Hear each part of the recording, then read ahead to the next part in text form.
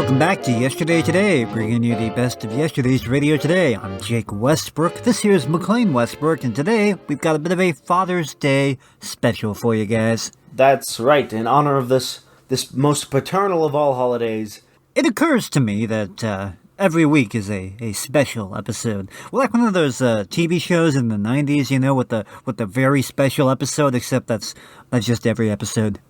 This is a very special show, just in general, I think. I like to tell myself, at least. We should have episodes about, like, pertinent social issues and give our deep, touching commentary on them. That'd be a very special episode. Maybe not. Maybe that's a bad idea. Maybe we'll just stick with what we're doing for now. We've recently returned from our long, arduous journey that we need not delve into now, but as a result of this journey, we now have a new producer. Our landlord, he's the producer now, so that's nice. Yeah, we've got that going for us. You know, I was delighted to come back to the studio here in the beautiful city of Pocatello, Idaho, and see it not having been torn down or destroyed while we left Sydney in charge of it for a couple of weeks. Speak of the devil, there's his wonderful shining face in the doorway. Now, holy cow, what is that? Hello, fellas. I heard you guys mention Father's Day, and I'd like to introduce you to my son, Reggie. What in the world, Sydney? That thing looks diseased. Sydney, your son Reggie looks a lot like a raccoon on a leash. Well, that's because he is. You see, while you guys were gone, I found him in the garbage cans out back, and he looked like he needed a home. And besides, somebody's got to carry on the Snorthoff legacy after I'm gone, so, I adopted him. Sydney... So the raccoon is your son? He has a name. Reggie. Reginald if you prefer, but, you know, I like to think of us as practically family, so you can call him Reggie. I'm not going to do that. I don't think we're going to do that, Sydney. We've barely gotten to the point where we can tolerate your presence. I don't think Reggie is going to... Has Reggie had his shots? That's my question. I think he's disease-free. He looks fine. He's got good teeth. Sydney, as a janitor, do you find keeping a raccoon as a pet to be sort of contradictory to your goal of keeping the station clean? Whoa there, buddy. That's a little anti-raccoon bigotry you got going there. You just assume because raccoons paw through garbage that they're somehow unsanitary? I'd like you to apologize to Reggie right now. Sydney, Sydney, I'm sorry, Reggie. Go on, Reggie. Good boy, good boy. Alrighty. What did he do? If you need us, my son and I will be having a rousing game of catch in the backyard. Do we have a backyard here, by the way? I think there's an empty lot next to us. So it shall be, so it shall be. Alright, sonny boy, time for you and me to do a little bonding time. The man's cracked. The man's lost his mind. In our time together, Sydney has triggered many emotions in me. Right now I'm feeling an overwhelming sense of pity and sorrow. Well, while we work through those emotions, we can listen to some radio. First up, I have a clip of the Bob Hope Show. And after that, an episode of The Life of Riley. Both of these have a Father's Day theme to them. You play that, Jake. I think I'm gonna set up a dating profile for Sydney. He needs something. Thank you very much. Thank you. Father's Day, ladies and gentlemen. That's the day when Pop looks over his presents and finds out how much his family loves him. Then the first of the month comes around and he finds out again, right to the penny. Father's Day is a big mystery to my family. I've been in radio and television so long, my kids don't call me Dad. They think of me as their sponsor. No, that's true. But I've been traveling so much, it makes it tough for my kids to give me a Father's Day present. They just send the gifts to United Airlines with a note that reads, "The next time Daddy lands, hand him this." This morning, my son Tony asked me why we observe Father's Day. I said, "Don't you know who brings home the bacon around here?" He said, "No, Pop, but we sure know who lays the eggs."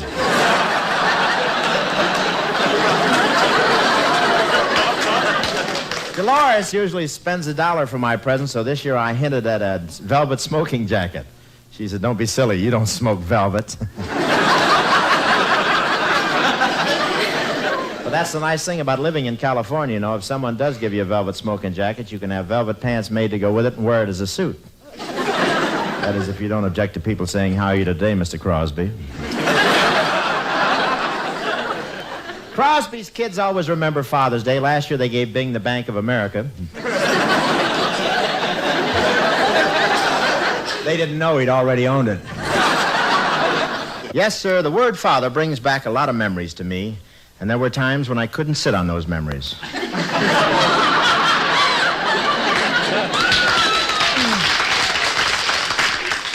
Father taught me that if you do something wrong, life can be painful. At the same time, I learned that the woodshed can be drafty. Once when my dad was teaching me a lesson out in the woodshed, the hairbrush slipped and hit me in the nose. The rest is history.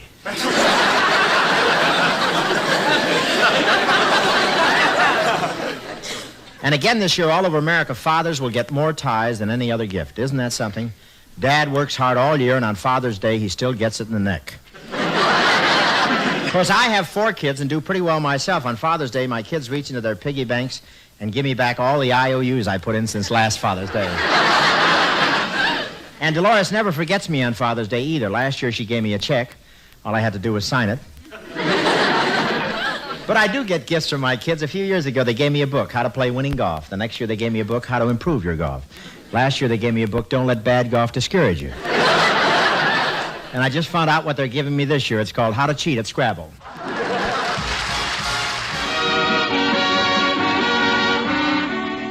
Well, Father's Day will be here any minute. The day on which Chester A. Riley, like millions of other fathers, finally comes into his own.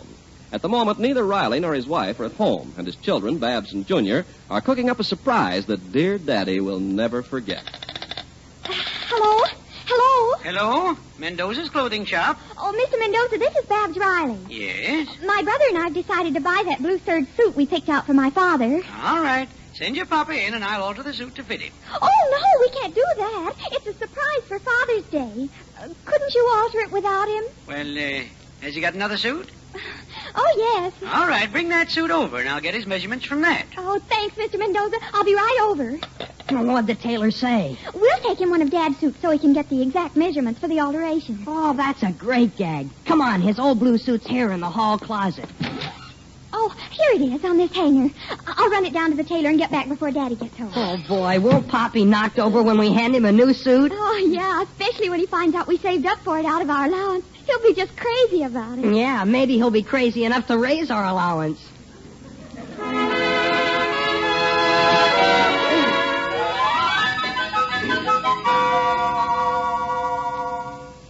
Hiya, Dumpling. The Lord Monster is home. Hello, dear. Riley, All right, what's the matter? look at you. Riley, you were in a fight. Yeah, with that bus driver again. He passed my stop, and then he refused to back up 4 blocks to let me off.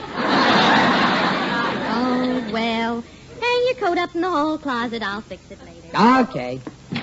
I can't give you anything but love. Hey, that's funny. Peg, did you see my blue suit? It's hanging in the hall closet. No, it ain't. There's only the pants here. The coat and vest are gone. Well, they must be someplace. Look in the other closet. Why are my clothes always being shoved around? We got a house with 5 closets. There's at least 100 hangers in them, and I haven't even got a nail I can call my own. No wonder married men leave home. Now, Riley, I don't like that kind of talk. Oh, Dumpling, I'm only kidding. Why, if I ever left home, I'd take you and the kids with me. I'm going to look for that coat and vest. I got an important business meeting at my lodge tonight, and I love to wear that suit when I shoot pool.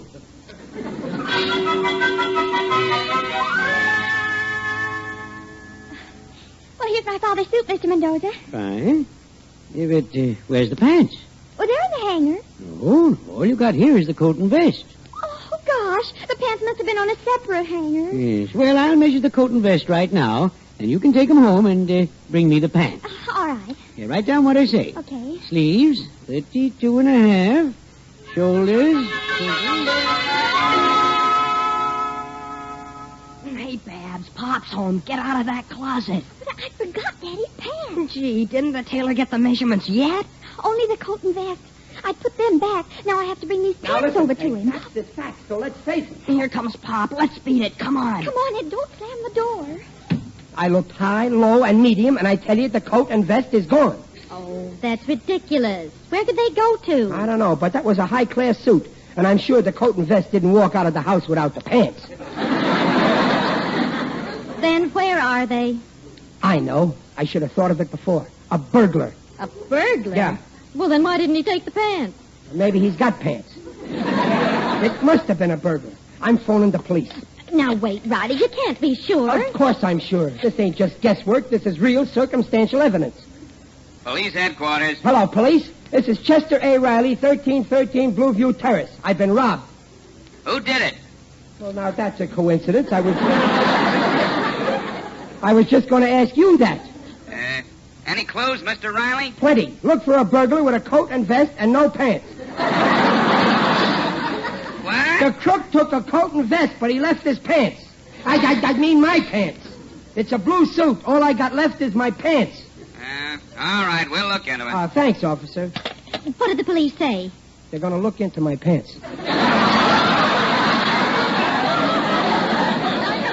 Riley, I'm sure that coat and vest are around here someplace. Peg, be reasonable. We looked everywhere, didn't we? Yes, but are you sure they're not in the hall closet? Now, listen, Peg, I know what a coat and vest looks like, and when I say they ain't there, they ain't there. Here, see for yourself. I wish you'd believe me when I... Well, for heaven's sake, there's your coat and vest right in front of your eyes. I told you made a mistake. Riley, well, what's the matter? You found your coat and vest. I know, but now the pants is missing. What are you doing? I'm phoning the police again. I love them pants. Them pants was always close to my heart.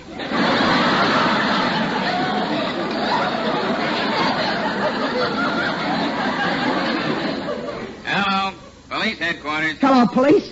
Listen, this is Riley. Riley? Yeah, remember I phoned you to pick up a burglar with a coat and vest but no pants?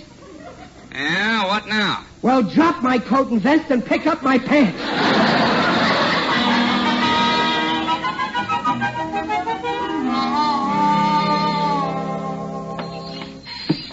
Well, here's my father's pants, Mr. Mendoza. Say, Babs, the funniest thing happened. Remember you wrote down the measurements of the coat and vest?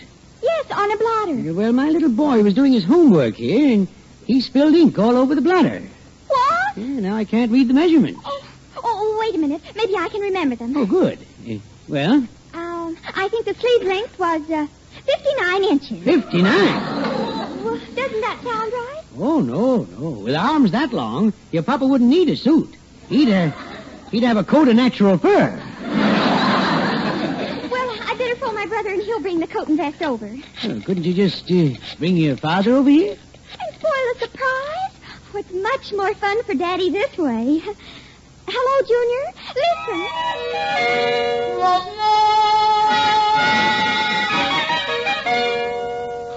Something is fishy here. Now, let me see. First, I come home from work. I go over to the hall closet here. Then I open the door, and I... Now the whole suit is missing. That burglar must have been hiding here all the time. I don't mind a guy stealing, but let him steal out in the open like an honest man. Police headquarters. Listen, this is Riley.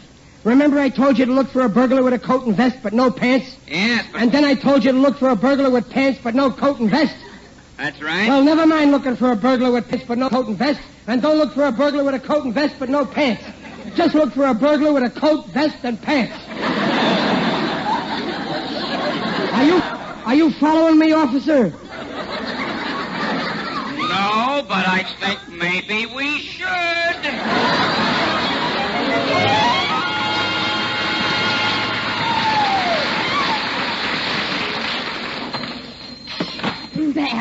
Babs, here's Pop's pants. I ran all the way. Oh, well, that's fine, Junior. But we got to get the whole suit back right away. I just remembered that it's Pop's lodge meeting night, and he always wears this suit. Oh, jeepers. The tailor just went out on a delivery. He can't take the measurements till he gets back. We can't wait. We'll get the measurements some other way. Come on, we got to get this suit back in the closet.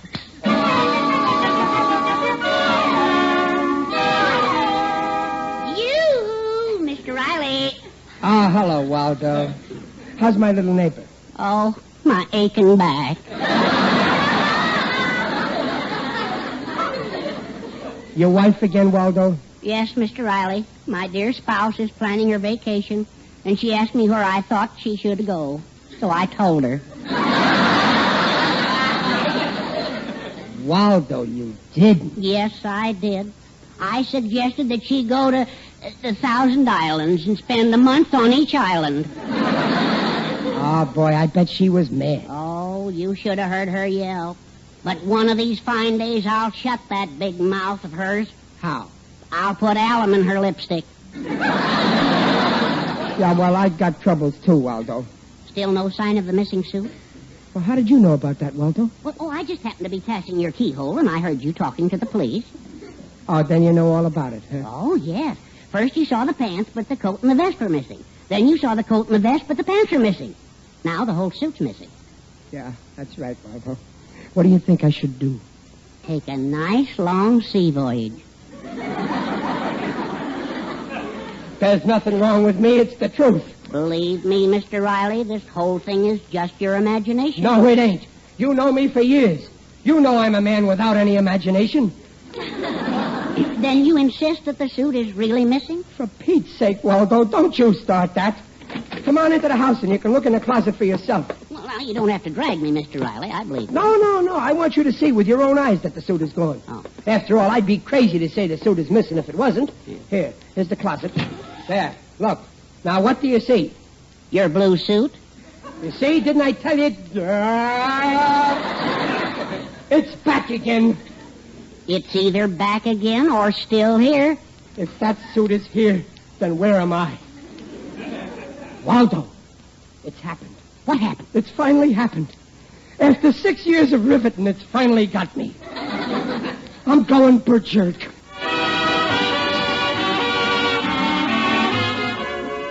Riley is beginning to fear that something is wrong with his mind because of a blue suit of his that keeps mysteriously disappearing and reappearing from the hall closet. Actually, of course, his children have been sneaking it down to the tailor in order to get Riley's measurements so they can surprise him on Father's Day with a new suit. Riley, are you looking in that closet again? That's 6 times since dinner. Yeah, well, I'm just checking up. I want to make sure my suit is still there. Of course it's there. And it's been there all day. But, Peg, I saw it when it wasn't there. I mean... Oh, see, you don't even know what you're talking about. Yeah, Now, go on and relax, dear, while I get supper ready. Yeah, okay. All I know is I must be seeing things. Judy, we better do what we have to do. Oh, hello, kids. What are you two whispering about? Whispering? Yeah. We weren't whispering, Pop. First I'm seeing things, now I'm hearing things. What, Daddy? Oh, nothing. I think I'll lie down here on the couch and relapse. Come on out on the porch, Junior. Let Daddy rest. Hey, Babs, now what about the measurements? Well, we could take the suit to the tailor tomorrow when Daddy's at work. Yeah, but he might find out. Gosh, I wish it... Shh! Who's that coming up the walk? Oh, it's Mr. Odell, the undertaker. Greetings, children. Hello, Mr. Odell. What are you two youngsters up to? Well, it's a secret. You won't tell Pop, will you? Of course not. As we say in my profession, Mummy's the word. Well, we want to surprise Daddy with a new suit for Father's Day. Oh, how sweet. Down at Dadoff's haberdashery, they have a lovely sport suit. Midnight black with ebony black stripes. Noisy but natty. Yeah, well, we got one all picked out, but we got to get Pop's measurements on the QT. You need his measurements?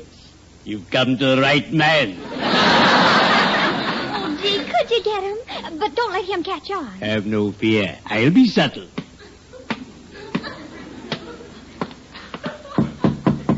Who's there? It is I, Digby Odell, the friendly undertaker. Come in, Digger. Hiya, Digger. Greetings, Riley. You're looking fine. Very natural. Oh, don't bother getting up. Just lie there. You don't mind, Digger? Not at all. It makes me feel at home. Oh, well, okay, then I'll lie here. But I'm going to keep on talking. Tell me, what's new, Riley? Oh, nothing much, except that I ain't feeling so good, Digger. I'm in pretty bad shape. Nonsense, Riley. You're good for a long while yet. But tell me, how tall are you? Oh, 5'11". Let's say an even 6 feet. Just to be comfy. Now tell me... Hey, wait a minute. I'm getting up. Please, lie there, Riley. As a favor to me. Now the width. I'd say about 22 inches across the shoulders. Digger, cut it out. Stop measuring me with your eyes. Well, if you insist, then I'll use my tape measure. Now, if you'll please, fold your hands. Fold my... No, I won't. I'm getting up. Let me up, I tell you. Oh, very well. I've never run into this kind of resistance before. What's distressing you? Oh, Digger, I'm afraid I'm becoming a nervous wretch.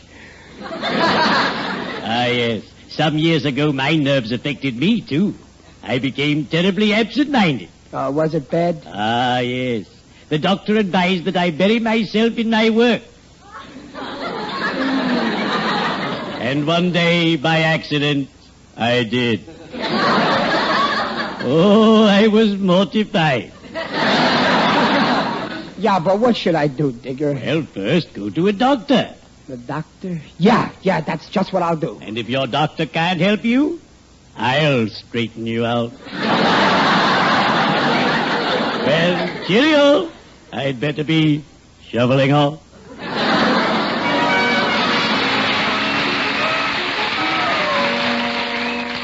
So I'm taking Digger's advice, Waldo. Yeah? Right after breakfast, I'm going to see the doctor. Mr. Riley, you don't actually think there's something wrong in your head? No, I'm pretty sure there's nothing there. Oh. But I want the doctor to check me anyway. I got a test all figured out. You see this box? Yes? Why is it all sealed up with adhesive tape? Oh, well, that's part of the test, so that I'd know if anybody opened it. Last night, I put my blue suit in this box with my own hands, and then I sealed it.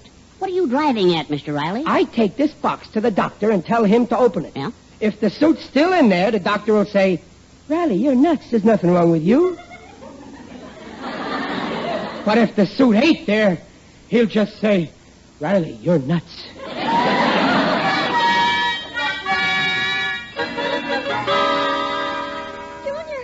Looked in the closet. Daddy's suit isn't there. I know. See this box here with the adhesive tape? Yeah. I saw him put the suit in there last night.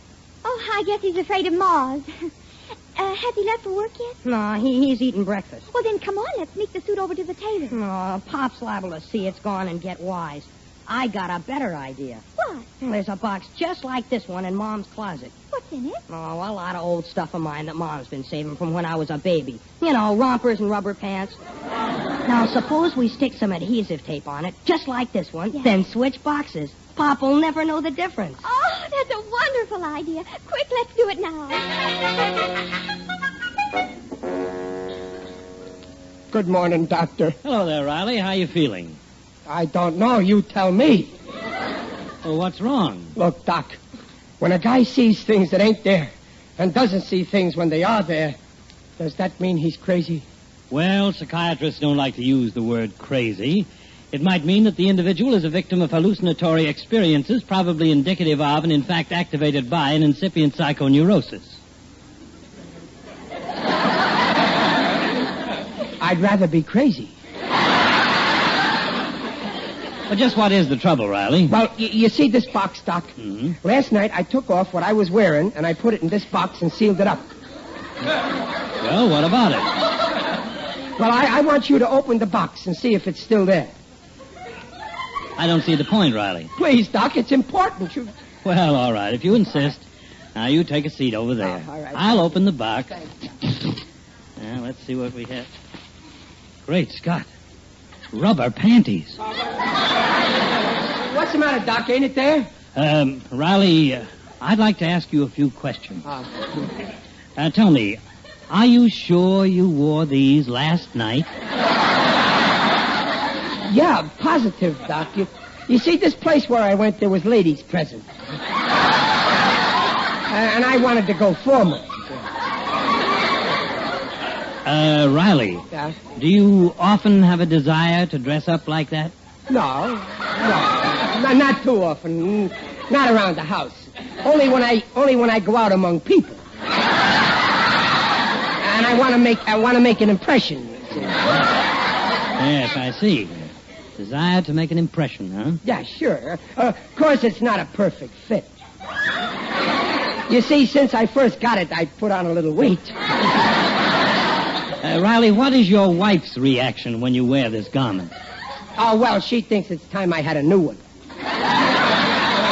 On account of the seat is shiny. Riley, you're not a well man. I'm afraid you're suffering from what is known as infantile reversion. But, Doc, I don't understand. I'm okay now as long as my blue suit's in the box. There's no suit in this box. Huh? Look. Holy smoke. Rubber panties. What a revolting development this is. Mr. Riley, I'm afraid I'm going to have to send... No, Doc. It's a big mistake. My mind's okay. I'm normal. I can explain. You see, I put the blue suit in the box with my own hands, and I sealed it up, and nobody touched it, but somehow the blue suit got out of the box, and the rubber panties... Okay, lock me up.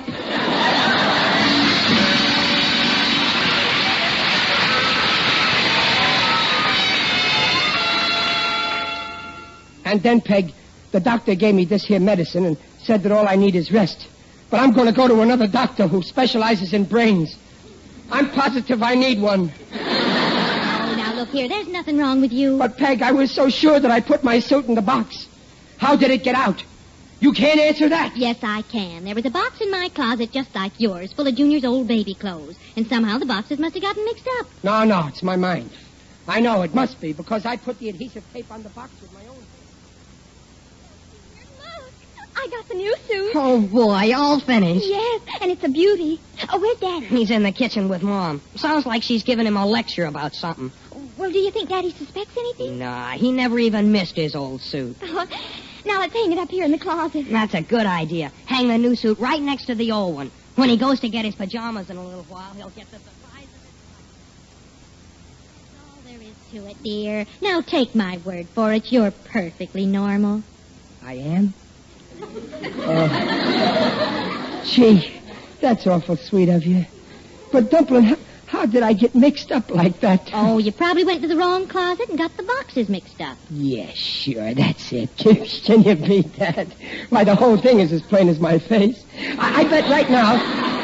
I bet the suit is in the closet right now. Come on, let's go see, just for the fun of it. Huh? Of course it's in the closet. Absolutely. If a thing is there, you see it. And if it ain't there, you don't see it. Now, you see...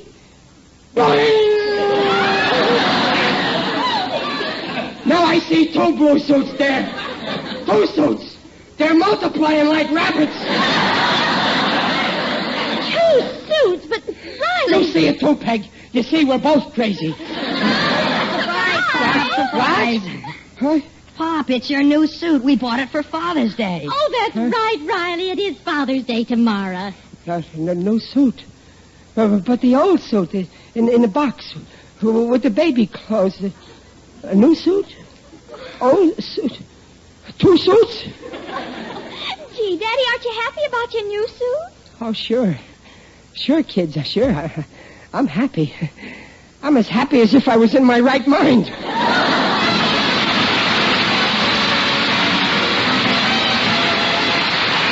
Riley's will be back in half a minute. Safe Liquid Teal cleans teeth without abrasives, protects teeth from gum-lined cavities, cavities ground in by daily use of toothpastes and powders containing harsh abrasives. Ask for T-E-E-L, Teal, the refreshing liquid dentifrice. Well, Dumpling, here I am. How do I look in my new suit? My, you look lovely, dear. It's the nicest one you've ever had. Oh, yeah, it's nifty. Oh, gee, what wonderful kids we got. But the next time they want my measurements, I wish they'd ask me for them. Well, the whole mystery's been cleared up, so forget it. Oh, I already forgot about it. Oh, by the way, where's your old suit? I'm wearing it under this new one. I ain't taking no more chances.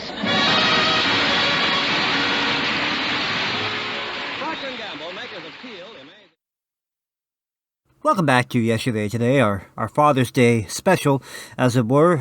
You've actually caught us in the middle at the moment of Sydney's intervention. I think that's a good word for it. Sydney, the raccoon is not your child. It's a raccoon, actually. How dare you say such a thing? The paternal bond between father and son, you dare just sever that with such cruel words. Sydney, I hate to say this, but the raccoon is actually it's a raccoon. Yeah, and? It's not a human child, much less your child. It's awful small-minded of you to assume that something has to be a human in order to be my child. I'll have you know it, buddy. He is my fur baby, and I will accept none of this nonsense. Sydney, you ever talk to girls? Fur baby, Sydney, fur baby. You've gone full-on, like, internet dog mom. What are you doing? Yeah, speaking of the internet, I actually did set up a page for Reggie online. You can follow all of his cute little antics now. It's actually gone viral over the last couple days. You know, don't mean to brag, but kind of a proud dad moment over here. That's not the only thing that's going to go viral if you don't get that diseased raccoon out of here. Again with the anti-raccoon bigotry. Shame on you. Absolute shame on you. Sydney, you found him digging through the trash. Who among us hasn't fallen on hard times? If your son was digging through the garbage to get by, would you just leave him out there to suffer? Maybe, like, video games. You ever play any of those? Like, just a hobby might be good for you, Sydney. Sydney, I think you should be spending your time with more trivial and meaningless pursuits. I think that might actually be the solution for you specifically. What about the cheese making, Sydney? Whatever happened to your cheese making hobby? I think I've heard just about all that I can stand. Don't you two ever talk to me or my son ever again. Well, there goes one upset father. While we try to repair our relationships, as it may be, up next we have an episode of the Jack Benny program. It takes place over Father's Day weekend, and it is the last show of that particular season. I believe it's 1940. And Ezra Stone, who's more well known as Henry Aldrich, makes a cameo appearance in this episode to promote the summer replacement for the Jack Benny program, The Aldrich Family. So here is that episode, and that raccoon's leaving behind quite the odor. Wow. I just wish Sydney didn't carry him around in that child harness on his stomach. One cherry phosphate. One cherry phosphate. Hey, buddy, I've got a broadcast to do in a few minutes. Will you please hurry with my sandwich? Why don't you eat after the broadcast? Because I'm hungry now. Get the sandwich. Okay, Mr. Benny. What kind was that again? Tuna fish and peanut butter on rye bread. Oh, yes, with an egg in it. The egg goes in my malted milk. Now hurry, please. Oh, hello, Don. Oh, hello, Jack. Think I'll have time for a bite to eat before our broadcast? Yes, if we can get a little service here. Sit down. Okay.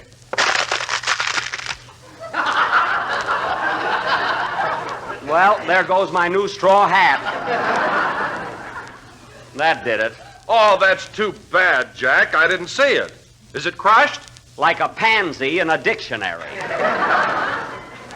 Is my hat crushed? Well, I'm so sorry, Jack. I think I ought to pay for it. How much did it cost? No, forget about it, Don. Okay. Gee whiz. Just think. A few more minutes and we'll be during our last... $4.50. Just mail me a check. Hiya, Mr. Wilson. What'll it be? I'll have a club sandwich, please. Okay. One clubby for Tubby. Coming up. And hurry mine while you're at it. Hi, Jack. Hello, Don. Oh, hello, Mary. Hello. What are you eating, Jack? Oh, my regular. Tuna fish and peanut butter. What a man. Just because they name a sandwich after you, you eat it every time you come in here. Well, why shouldn't I? The Jack Benny 3-Decker Delight is very healthful. I always eat things that are full of vitamins. Then why don't they show? Oh, quiet. Here's your club sandwich, Mr. Wilson. Thank you. What's yours, Miss Livingston? I'll have a pineapple nut sundae with cherries and lots of whipped cream. My goodness, Mary, why don't you eat something with vitamins? Okay, put some tuna fish on it. Mary, you better save all those cute remarks for the program. And incidentally, young lady, as long as this is our farewell appearance, I wish you'd be a little more careful what you say. You mean I shouldn't tell him what happened at Paramount yesterday? Don't you dare. What happened, Mary? Never mind. See? You're starting already. Go on, Mary. What was it? Yeah, what happened? You stay out of this.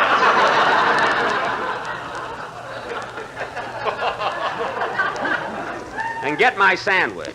Well, Don. Oh. It seems that Paramount gave Fred Allen Dorothy Lamour's old dressing room, which is right next to Jack's. Only Jack didn't know that Fred was in there. Only Jack didn't know. Anyway, Jack knocked on the door and yelled, "Hello, Dorothy. Hello, sweetheart." It's very amusing. And what happened, Mary? Fred yelled back, "Don't come in. I haven't got my sarong on."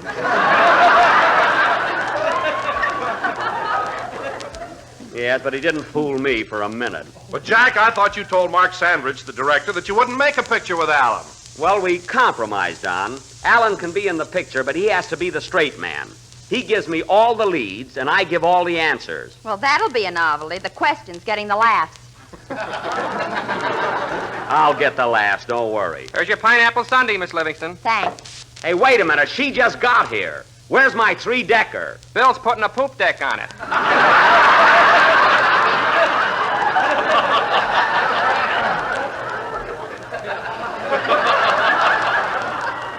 Don't get fancy. Just bring it in.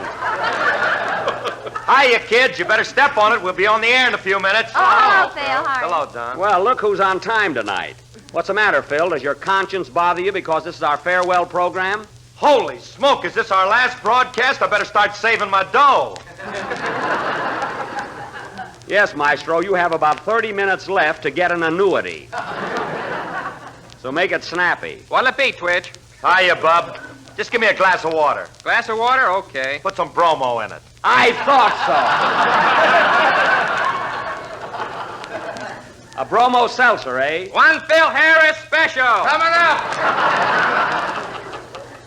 They know you like a book, eh, Phil? Hey, fella. Hey, are you Jack Benny from the radio? That's me. My program goes on just a few minutes. Yeah, I heard it last week. Oh, you did? But I didn't like it.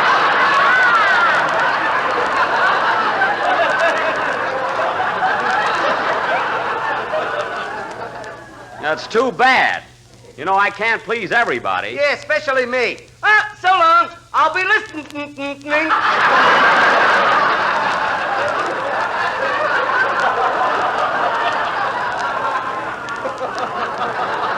Goodbye. I'm going to worry whether he likes me or not. Here's your sandwich, Mr. Benny. Well, it's about time. Give me that malted milk, too. Okay. Boy, am I hungry. Say, Jack, I better run along upstairs. I'll see you in the studio. All right, Don. Well, I'll be darned. Hey, buddy, I ordered a tuna fish and peanut butter. Well, what's the matter? This is tuna fish and peanut brittle. A fine combination. Well, we're all out of peanut butter. It's a nice time to tell me. Bring me something else, then. Bring me a turkey sandwich. Okay. One turkey for jerky. Coming up. Now, see here, young man. I'm a very good customer, and if you think that Pardon me, mister. Is this seat taken? No, sit right down. Hey, Jack, it's getting late. We better get out of here. Yeah, come on, Jackson. We'll be late for the broadcast. Oh, I think I got time to eat a sandwich. Pardon me, mister. What time is it? The time? Yes. I don't know. Hey, Eddie, what time is it? I don't know. Hey, Bill, what time is it? I don't know. Hey, Sam! Never mind. I'll eat after the program. Come on, Mary. Hurry up, Phil.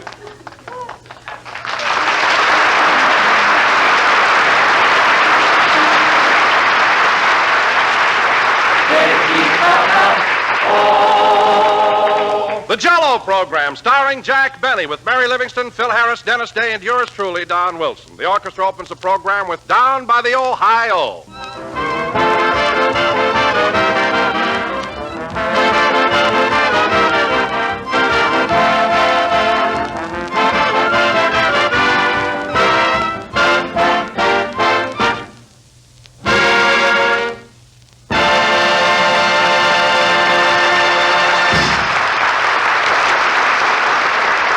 Down by the Ohio, played by the orchestra. And now, ladies and gentlemen, it is only fitting that on this, our last program of the season, I should pay tribute to the man who has guided us through the past 36 weeks. Oh, don't bother, Don. A man whose spirit and leadership has made this program what it is today. Oh, anybody could have done it. Maybe. Continue, Don. A man whose buoyant and sparkling personality has been reflected into each and every one of us. I have so much of it. Go ahead. A man whose age and experience has proven invaluable to us younger members of the cast. That one he could have left out. Oh, well. So here he is, folks, the old Mother Hubbard of the Jell-O program, Jack Benny.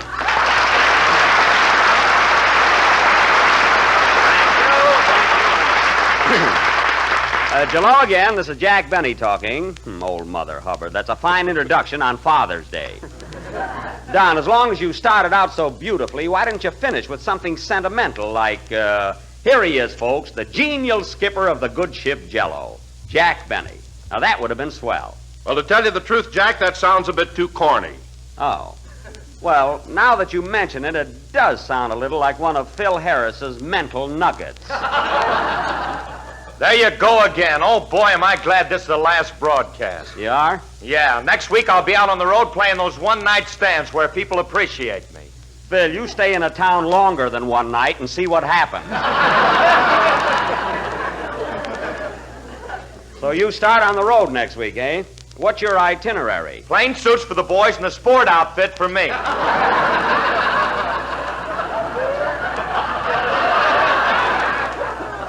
Well, that was my fault. Phil, an itinerary means your route. What towns you going to play? Oh, well, why don't you come right out and ask me instead of ringing in them new words? New words? Phil, the word itinerary is very common. I learned what it meant when I was in the 3rd grade. You learned to shave there, too, didn't you? Mary, I wasn't in 3rd grade that long. Go on. They had to give you election day off so you could vote. All right, go ahead. Keep it up. I suppose I had rheumatism when I was in the 3rd grade. You spent your lunch money on liniment, if that's what you mean. Now, cut that out! You never stop, do you? Mary, if I'm a big dodo like you try to make me out, how come I'm the star of this program? Because you're a great comedian. You have a marvelous personality, and you know show business from A to Z. Well, thanks. It's more like it. Say, Phil. Oh, brother.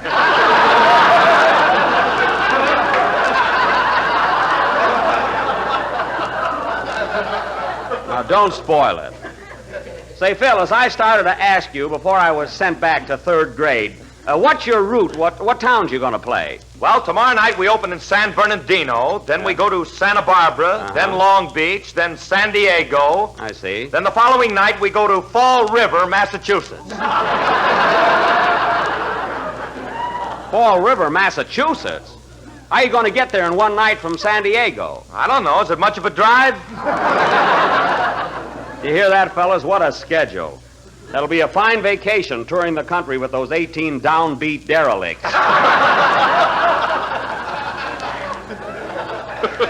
Say, Don, what are you planning to do on your vacation? Take a trip somewhere? Well, Jack, this may come as a sort of a surprise to you, but I'm going to make a picture for Harry Sherman at Paramount. It's a Western. Oh, well, I'll be darned. So you're going to make a Western, eh?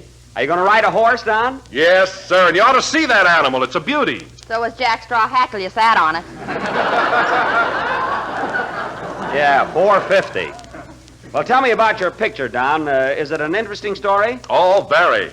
You see, I am Sheriff Slim of Rattlesnake Gulch, and there's a mob of outlaws that come in town one night to rob the bank. Rob the bank, eh? Yeah, but I'm having the story changed so that now they break into a grocery store and steal some Jell-O. Oh. That makes me fighting mad.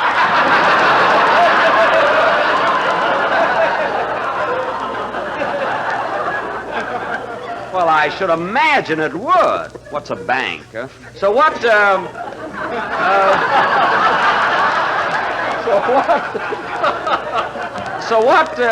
what happens, Don? Well, I jump on my horse and follow the outlaws to their hideout. I see. And I'm almost within sight of them when suddenly my horse goes lame. Oh, that's too bad. So I continue by foot. Don, you forgot to get off.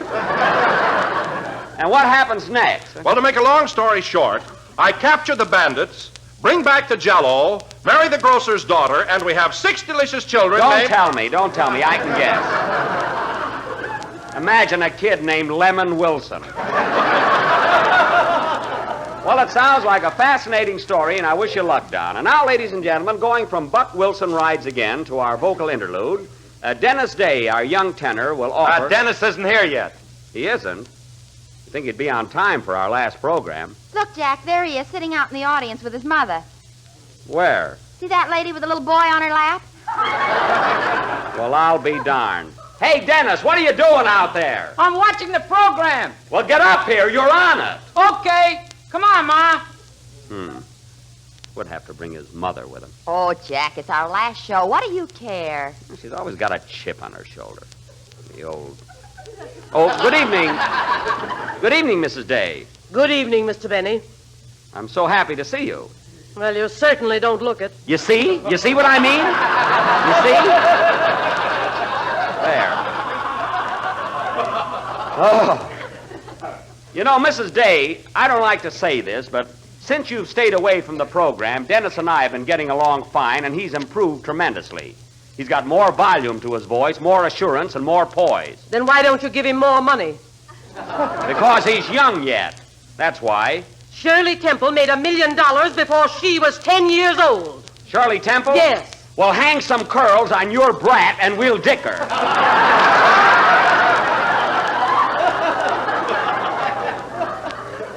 Now, look, Mrs. Day, give me a little credit. I've developed your son into being a first-class comedian. Then he ought to have more jokes to tell.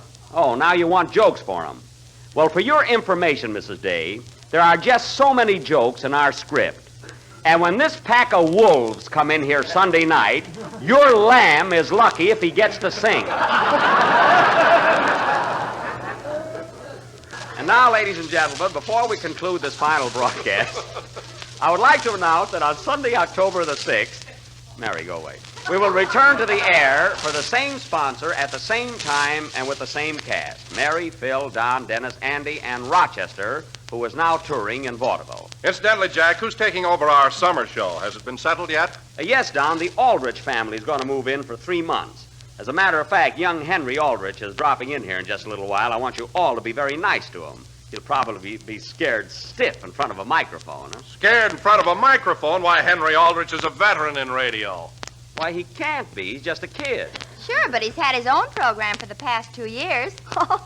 Gee, he's funny. Funny? Does he do comedy? Haven't you heard about him, Jackson?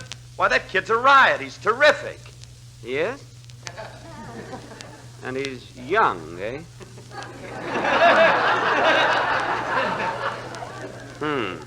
Yeah, and you want to watch out for that boy. Remember the old saying, make way for tomorrow. Well, if he thinks he's coming out here to steal my... Oh, I'm not worried. But then, what's my sponsor thinking of, putting another comedian in my place? Now, take it easy, Jack. The boy won't hurt you. He's only taking your place for 3 months. Oh, that's right. A lot can happen in 3 months. What do you mean? Well, suppose at the end of the summer, Henry Aldrich goes to our sponsor and says, look, I did all right on the summer show. Why make a change? What? Why not keep the Aldrich family? But... Why let go of a good thing? Yeah, what do you need with Benny? Why the little double-crosser?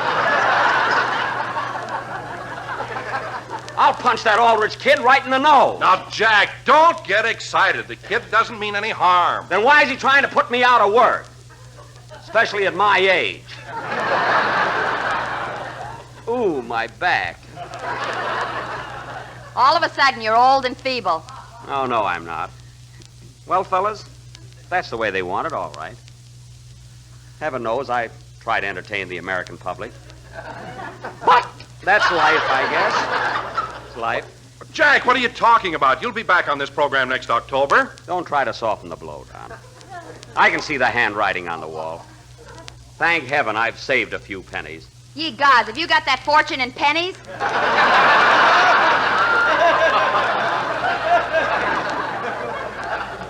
It's no time for jokes, Mary. When I think that a little squirt like that Aldrich kid can come along, come in, and take away all that I've built up through years of constant... Come in, come in. Well? Hello, Mr. Benny. I'm Henry Aldrich. Oh, you are, eh?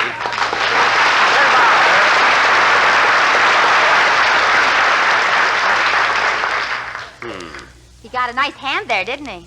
Yeah, that's the public for you. Fickle. A little while ago, they were doing that for me. Well, young man, you can very nicely get right out of this studio. Get out of this studio? Why, our sponsor sent me I here don't to- care what our sponsor did. You don't start working on this program until next week, so scram. Yeah, but I flew all the way here from New York just to be on your show tonight. I don't care if you did. Get out. But Mr. But Benny... nothing. Get out before I throw you out. What's going on here?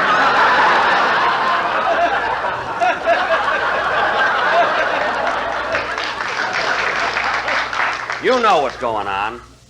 Teach you to take my job away. Look at him standing there. You're so darn funny, Ulrich. Why don't you go ahead and tell a joke? Go ahead, make me laugh.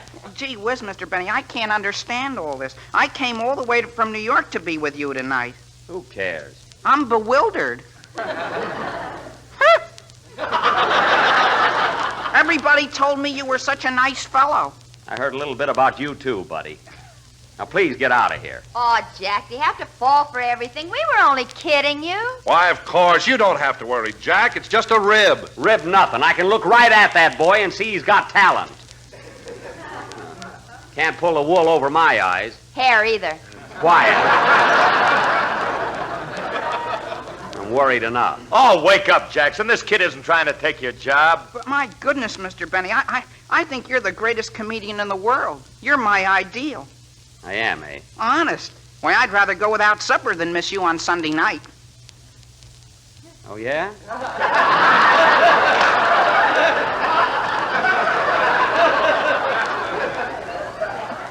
Well. Oh, I always listen. Why, I know all of your stuff by heart. Oh-ho!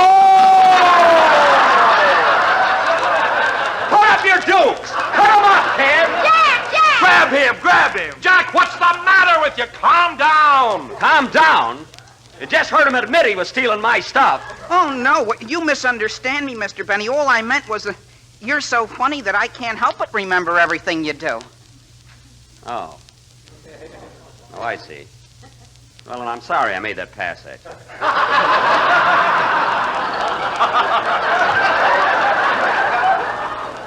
So you think I'm pretty funny, eh, kid? Yes, sir. I think Phil Harris is very amusing, too. Oh, you do, eh? But when it comes to class, you got him beat a mile. Well, Henry, I'll have to admit that Phil is a little corny. Oh, you're both corny, but you have more finesse.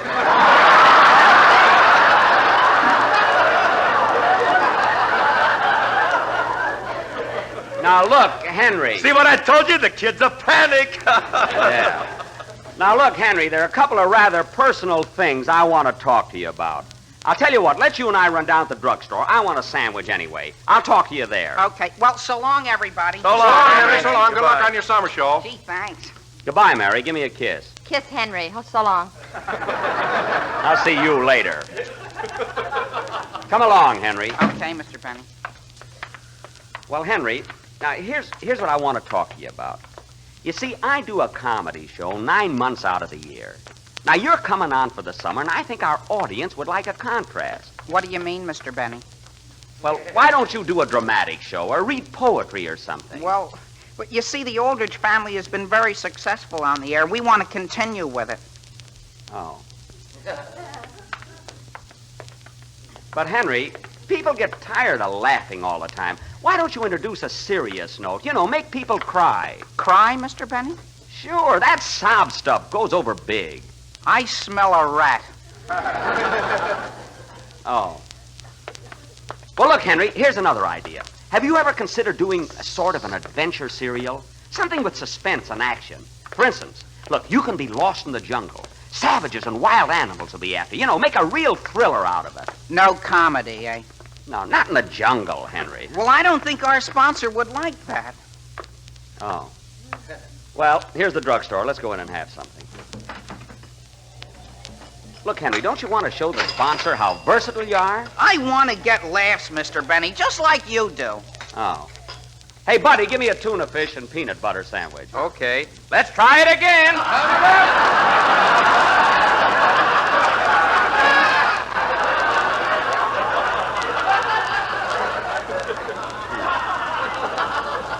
Now, look, Henry.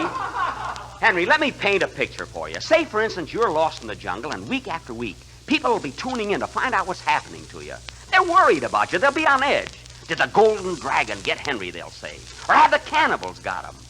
Think of that. I'll have a chocolate soda. But Henry... vanilla ice cream. Now look, Henry, forget about the jungle. Here's another idea for you. You're an office boy on a big new city newspaper, and you're just dying for a break. You want to be a reporter, see? Uh-huh. Well, one day there's a big fire in the building next door, and Millicent Mandalay, the girl you're going to marry when you're 21, is trapped in this burning building.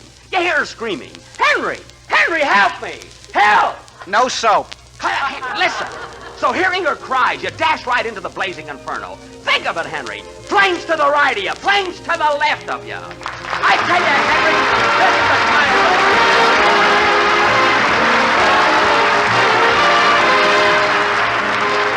This is the last number of the last program in the current Jell-O series, and we'll be with you again next October 6th at the same time.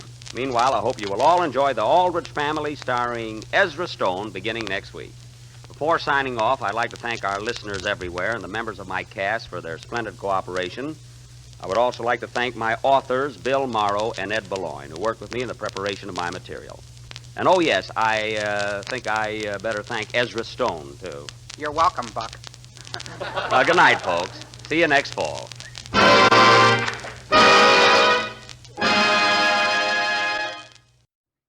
Well, fellas, I have some heartbreaking news for you all. Sydney, you're crying. What happened? Well, the garbage man came by to pick up the refuse, and Reggie decided to go in the truck and run away from home. Oh, Sydney, I'm sorry, Sydney, but that's just kind of the way of the world. Your kids grow up and they, they'll move out, go to college, hop a dump truck. It's just how it works. It's a natural part of life. Okay. All right. I guess you can cry on my shoulder. Okay, I think I'm over it now. The grief is gone, fellas. Hey, I'm now a man with nothing to tie me down. It's the child-free life from now on, baby. Man, no more staying up late nights wondering if we'll get home on time. No more packing his lunches every morning. No more having to walk into the bus stop. No more rampant grocery bills, having to buy diapers. Man, those freeloaders, you're stuck with them for 18 years, and what do they get back to you? Nothing. You're lucky if you get a $2 card from the drugstore on Father's Day. Jeez Louise. Well, I'm glad that parental crisis resolved itself. Thanks for listening to Yesterday Today, folks. If you want to hear more of the show, you can go to KISU.org or wherever you get your fine podcasts. Every time we do this show, I end up with a massive migraine afterwards. I don't know. Maybe it's the fluorescent lighting. Have you thought of that? Yes, I'll go back home this summer. Should have gone there long ago. I wonder who I'll meet when I walk up Main Street. Who'll yell the first hello? Guess I'll go back home this summer.